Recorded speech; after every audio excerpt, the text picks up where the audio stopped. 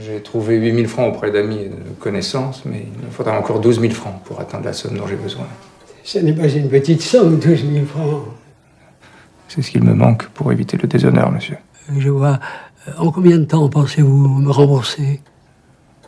Je sais pas. 10 ans. 10 ans, c'est long. Mais c'est vous qui choisissez. Je peux consentir à vous prêter 12 000 francs à 25% l'an. Et à part la dette, il nous reste quoi comme mode de transaction? On a vu la dernière fois que Lévi-Strauss avait mis en avant le fait que dans les sociétés dites primitives, la dette était le mode de transaction le plus ancien, avant même le troc. Les deux caractéristiques principales de la dette, c'est qu'elle s'étend dans le temps et qu'elle peut, par là même, comporter des intérêts. Ce ne sont pas du tout des caractéristiques qui nous viennent en tête quand nous pensons au troc. On a plutôt coutume de voir le troc comme un mode de transaction archaïque dans lequel un cheval vaut pour 100 patates. Ce n'est pas tellement ça qui va nous intéresser, mais plutôt le caractère immédiat de la transaction. Dans la dette, il y a une médiation dans la transaction, une médiation temporelle. Par l'intermédiaire d'un temps donné, je peux rembourser ce qu'on m'a prêté, en théorie. Il n'y a pas de médiation dans le troc. Un objet vaut pour un autre, alors les deux agents peuvent s'en séparer au même moment sans perdre en capital. Je définirai donc ce mode de transaction sans intervalle temporel sous le nom d'échange, et la question du jour sera: l'échange est-il le meilleur mode de transaction possible ?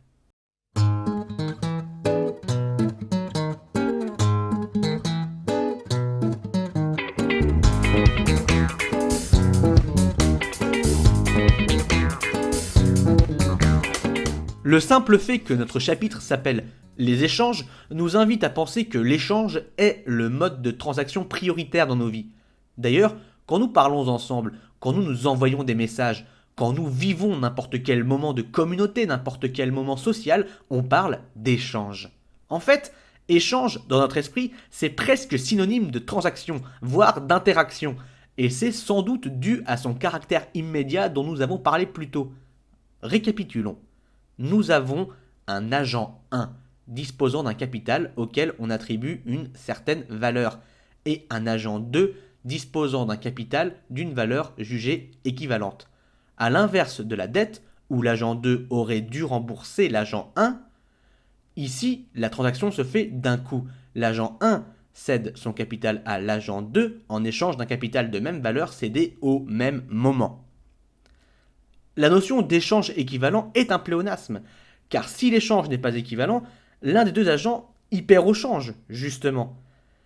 Et l'avantage de l'équivalence, c'est que c'est égalitaire, équitable, pas d'intérêt, pas de chichi, tout est réglé dans le même temps et tout le monde est content. Non ?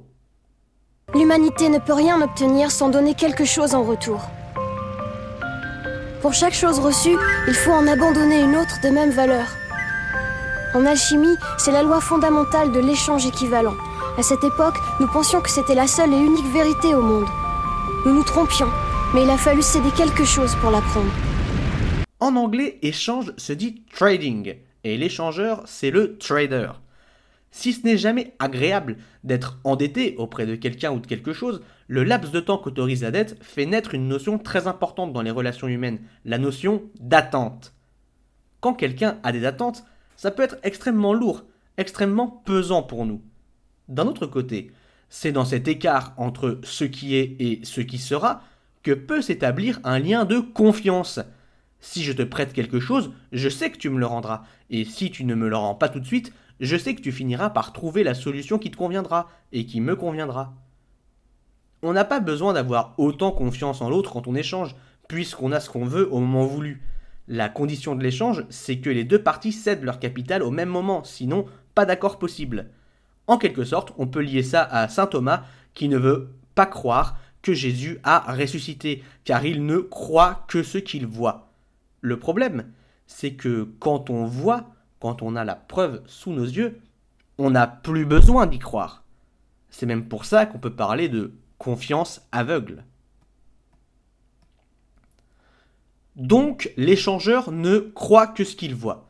et il ne cédera son capital qu'en contrepartie d'un capital qu'il est capable d'estimer, de voir et de toucher au moment où il cédera le sien. C'est une position que nous pouvons comprendre, mais elle implique encore d'autres problèmes. Désolé, mais ton principe de l'échange équivalent, c'est du vent. Du vent? Dans la vie, tout se paie, on n'a rien sans rien, c'est ça?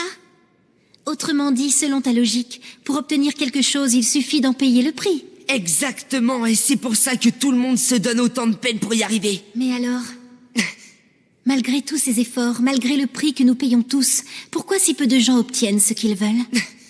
Comment ça? Regarde l'examen d'alchimiste d'État, par exemple. Beaucoup de gens dépensent une énergie folle à le préparer. C'est le prix à payer s'ils veulent réussir. Pourtant, à la fin, il y a peu d'élus. Tous les candidats ont tous étudié l'alchimie de la même façon, mais ça n'efface pas les différences de talent entre eux. Tout à l'heure, nous parlions des traders, qui achètent et qui vendent en fonction de la valeur des capitaux qu'ils ont à échanger. Le problème, c'est que la valeur d'un capital est quelque chose d'assez fluctuant. Dans Full Metal Alchemist, Dante explique très bien ça à Edward. Sur le papier, on échange une chose contre une autre. Par exemple, dans le cas d'un examen, vous passez l'examen, vous avez votre note immédiatement. Mais la valeur de ce que vous fournirez variera selon un grand nombre de choses. Les efforts que vous avez mis à le faire, ce que met l'examinateur à le corriger, s'il est de bonne humeur ce jour-là, si on est dans un cas généralisé de crise dans tout le pays, voire sur toute la planète, et qu'on a besoin de gens ou non. Pas besoin de connaître le cours de la bourse pour comprendre les fluctuations de la valeur d'une chose. Il suffit de jouer à un trading card game, littéralement un jeu de cartes à échanger. Les TCG sont une des plus grandes réalisations du capitalisme ludique. La production de cartes ne s'arrête jamais, et d'une extension à une autre, une carte peut perdre toute sa valeur. Ceux qui ont déjà joué à Yu-Gi-Oh, Magic ou Pokémon savent de quoi je parle.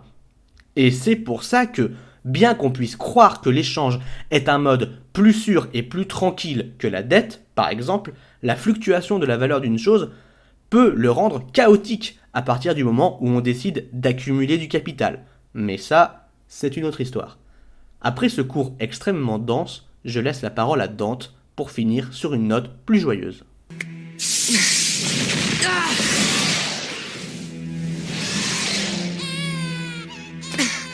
Là où il est, ce bébé a peu de chances de survivre. Arrêtez! Pour moi, le tuer est la chose la plus facile qui soit. Pour autant, ce bébé n'est-il venu au monde que pour mourir? Lui n'a qu'un désir, survivre.